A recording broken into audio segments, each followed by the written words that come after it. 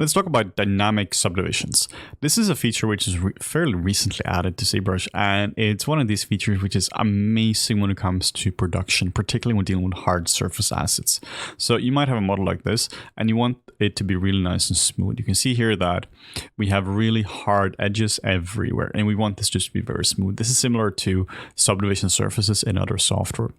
So what you can do, we can go down here to the Subdi one, and then we can Control D a few times. And now it's nice and smooth, and this is looking exactly the way you expect it to.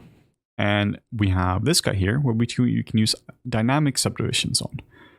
And this we can find under Subtool, or Tool, Geometry, and Dynamic Subdivs. So we click this one. Now you can see that it's also nice and smooth. The hotkey here is D and Shift D to go back. So D. Now it's going to ask you, hey, you currently have 0 subdivs. Would you like to activate the dynamic subdiv? And we're going to be like, yeah, we always want to do this. So the two models now are going to look very similar. If we go to Subtools again, and then we go up and down, you can barely see any difference between these two. I'm using the up and down arrow on the keyboard for this.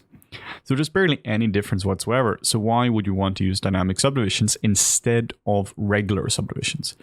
Well, let's look at a slightly nasty feature of ZBrush. If we now go down in subdivision level on the one we already subdivided, the one which has all the subdivision levels now, we go down here, and then we start to compare the lowest level of them. So we'll go back to this one and unsubdivided.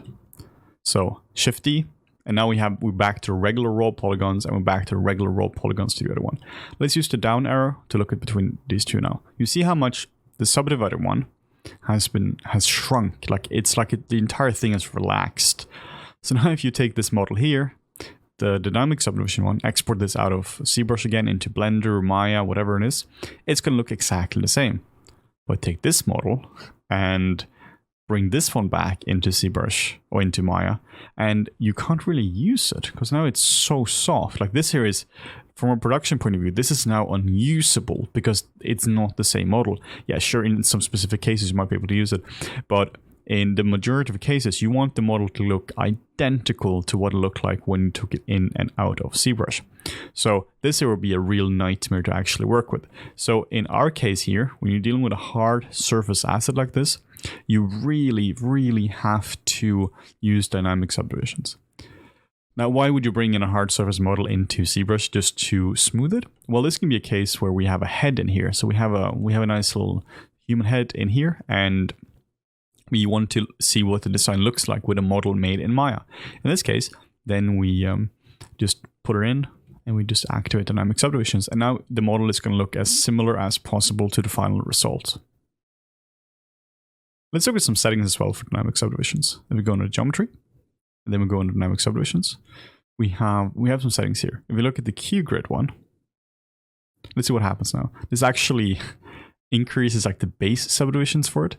So I tend to always set this to the lowest level because otherwise it becomes really nasty and gridded like this. So it subdivides the local base first, and then it smooths everything. So everything is still going to be nice and soft, but it just looks awful in this case here. But in a lot of cases, this is exactly what you want.